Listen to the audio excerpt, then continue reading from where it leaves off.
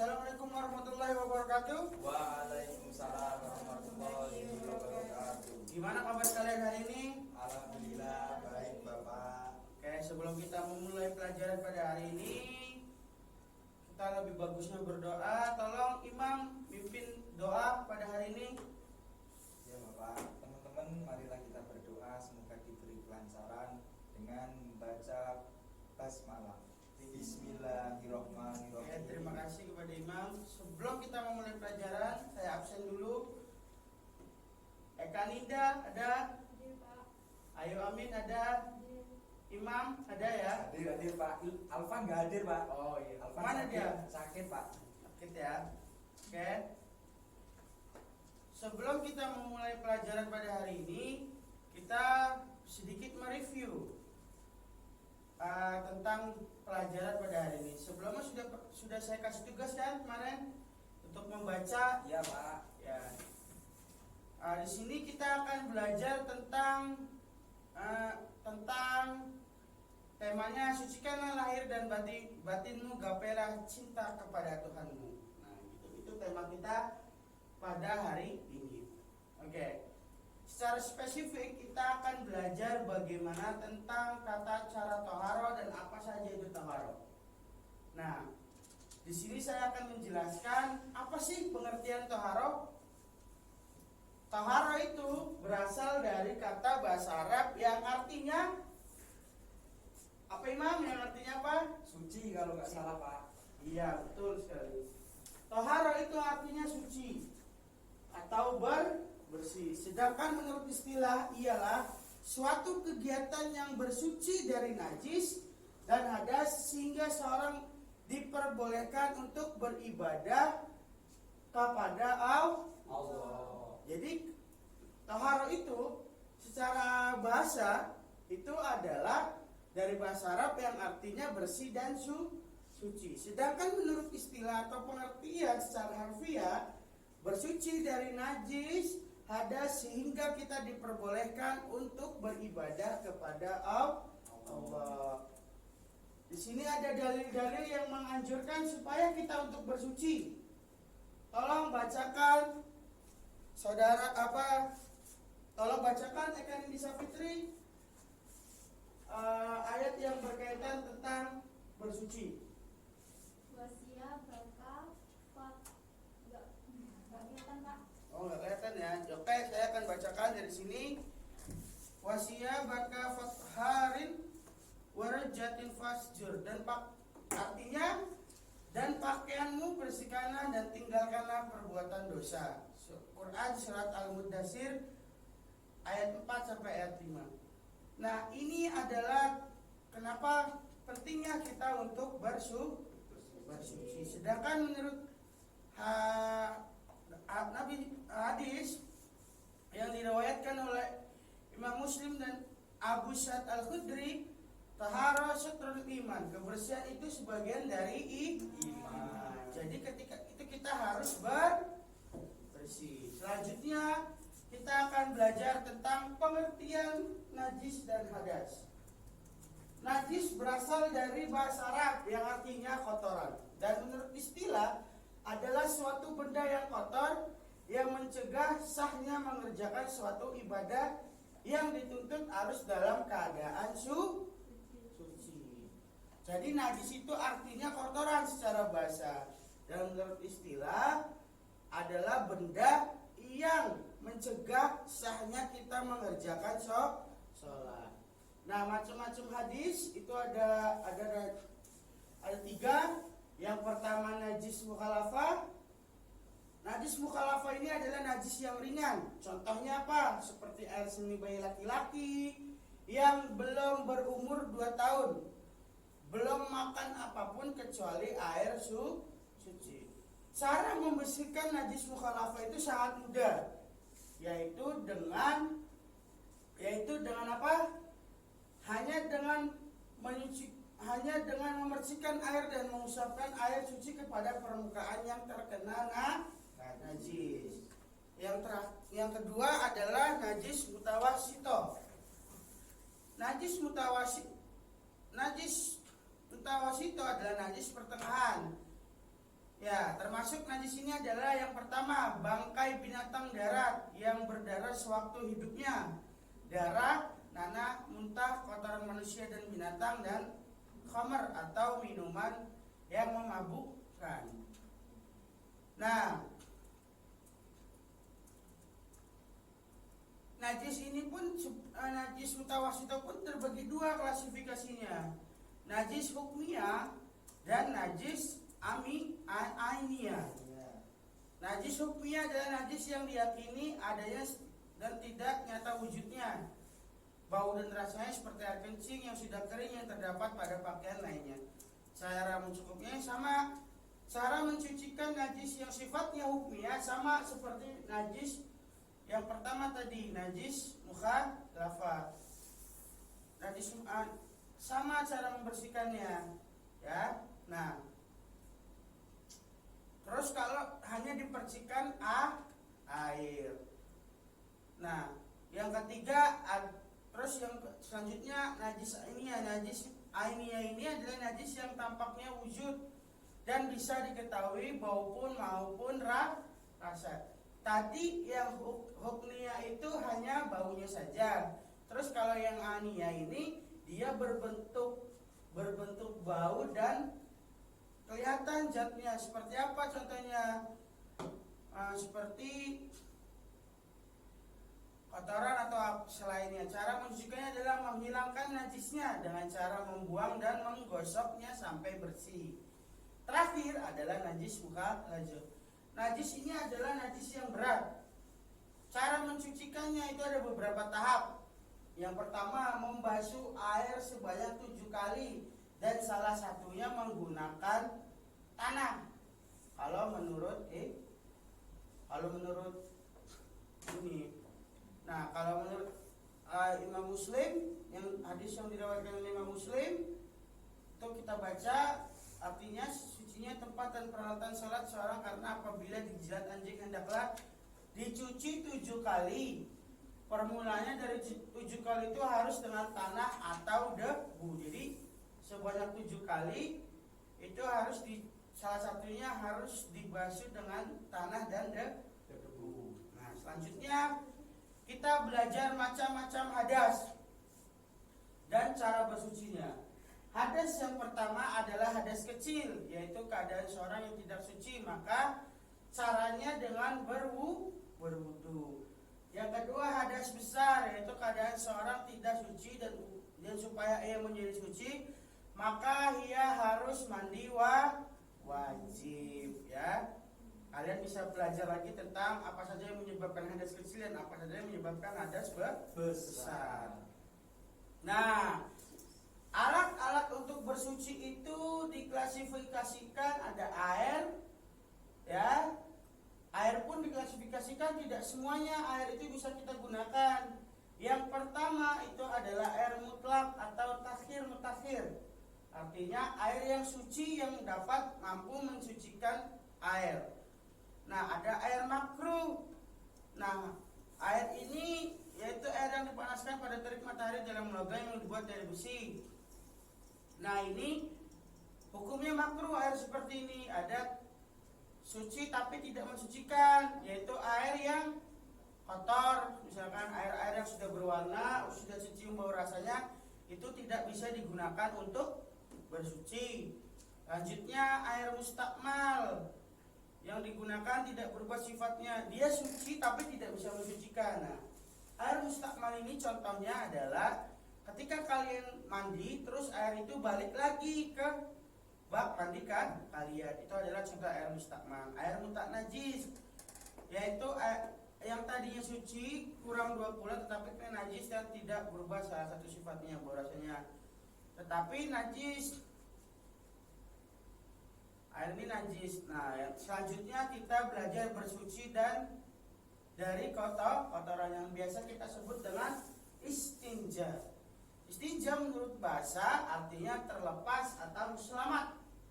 Sedangkan istinja menurut istilah adalah bersuci dari buang air besar dan buang air kecil. Nah, di sini ada syarat-syarat istinja dengan apa? Batu atau benda kasar atau keras. Nah, banyak nanti kalian bisa pelajari Nah, selanjutnya tata cara bersuci. Yang pertama ada wudhu. Oke? Di sini saya akan mengasihkan video kepada anak-anakku sekalian tentang bagaimana caranya kita berwudhu. Oke, kita lihat videonya. Yang pertama apa? Membasuh telapak tangan. Ya, yang pertama itu niat. Ya, yang pertama apa? Oke, coba Saudara Eka tolong sebutkan bagaimana sih niat wudhu itu?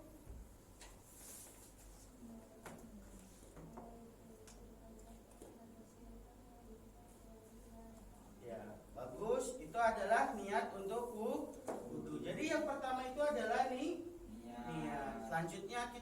Selanjutnya setelah niat adalah membasuh telapak tangan. Ini kita lihat videonya. Ya, pertama membasuh telapak tangan. Yang kedua apa? Berkumur. Itu tata cara berwudu yang baik. Terus membasuh hidung.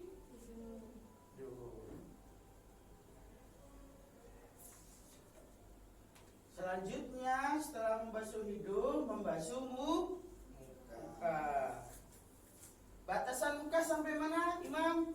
Batasan muka mulai dari sampai tumbuhnya rambut, kemudian sampai sini bawah jenggot. Ya, itu adalah batasan daripada bagian daripada muka atau wajah. Oke? Selanjutnya setelah membasuh muka, membasuh tangan kanan.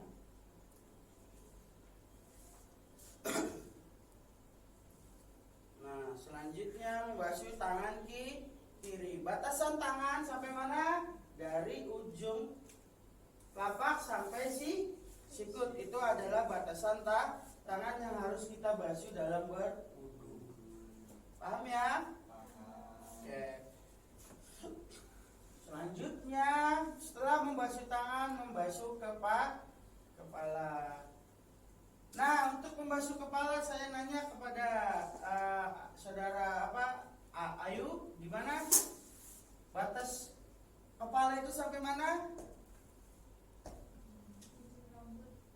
Sampai ke belakang, atau misalkan hanya depannya saja cukup, yang penting sudah terbaca. Oke? Itu salah satunya membasuh kepala. Selanjutnya membasuh telinga. Selanjutnya yaitu membasuh telinga. Lalu membasuh membasuh kaki kanan dan membasuh kaki kiri. Yang pertama kanan dan yang kedua kiri. Batasan kaki kanan dan kiri. Batasan kaki itu dari mana, Eka? Dari mata kaki sampai lutut. Itu adalah batasan kaki dalam berwudu. Jadi harus dipahami ya. Nah, doa setelah wudunya nanti kalian bisa hafalkan. Nah, itu adalah tata cara kalian melakukan wudu. Nah, ini sudah ada kan di sini. Nah, membasuh muka dan segala macam. Dan yang terakhir adalah tertib. Jadi harus sesuai dengan aturan urutan. Yang kedua ada mandi. Adapun tata cara mandi wajib, yang pertama dimulai dengan membersihkan kemaluannya dan kotoran yang ada di sekitarnya. Kedua, membacakan bismillah dan berniat untuk menghilangkan hadas besar. Niat hadas besar, Imam, kayak gimana? Nawaitul ghusla li raf'il hadasil akbari fardholillahi ta'ala. Ya, itu adalah niat ketika kita mandi besar. Yang kedua, membasuh dengan kedua telapak tangan sampai pergelangan. Masih mandi 3 kali. Membasuhnya dengan mengguyur kedua telapak tangan, setelah itu berwudu. Nah, jadi ketika kalian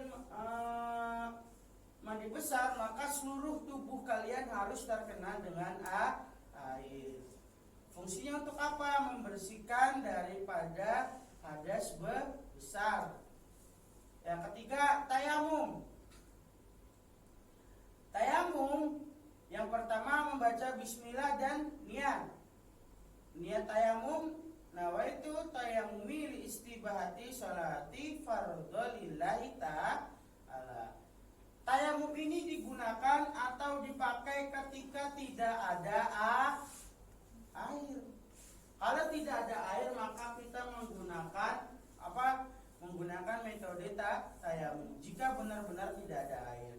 Tata cara tayamum, pertama memukulkan dan menepak kedua telapak tangan ke permukaan dengan sekali tepukan. Jadi gini, mukul terus diginiin, baru setelah itu membasuhkan ke anggota tayamum. Jadi ketika kalian debunya itu harus debu yang suci. Jadi ditempelkan tangan kalian terus ditepuk-tepuk. Setelah itu mengusapnya ke wajah dan kedua tangan hingga pergelangan tangan. Ya, jadi tayamum itu tata caranya tiga. Yang pertama ngambil debunya, terus ditepuk-tepukkan, diusapkan ke wajah, lalu ke kedua tangan hingga pergelangan dan tertib. Ya, nah ini P.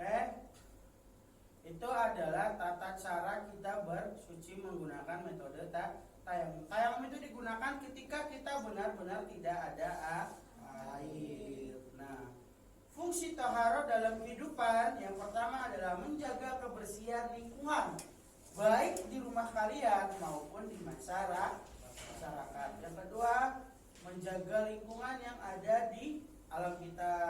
Itu menjaga kebersihan di lingkungan tempat kita. Jadi pentingnya kita bersuci adalah sebagai apa? Pentingnya kita bersuci adalah untuk menjaga diri kita agar tetap bersih dan sehat, menjaga lingkungan kita agar tetap bersih dan sehat. Itu adalah tata cara bersuci dan pengertian bersuci serta fungsinya kita kenapa harus bersuci. Nah, mungkin itu pelajaran dari Bapak. Sebelum kita akhiri, saya akan mereview pelajaran pada hari ini. Yang pertama, saya akan Saudara Eka, apa sih pengertian taharah secara bahasa? Oh, suci ya, benar. Oke. Selanjutnya Imam, apa pengertian najis? Najis adalah sesuatu yang tidak menjadikan sholat itu sah. Ya, itu salah satu pengertian najis. Terus Saudara Ayu Ainun Safitri, apa pengertian hadas? Apa pengertian hadas? Ini ada ya, pengertian hadas adalah membersihkan daripada kotoran. Ya, itu adalah hadas. Sebelum kita artinya seperti itu ya.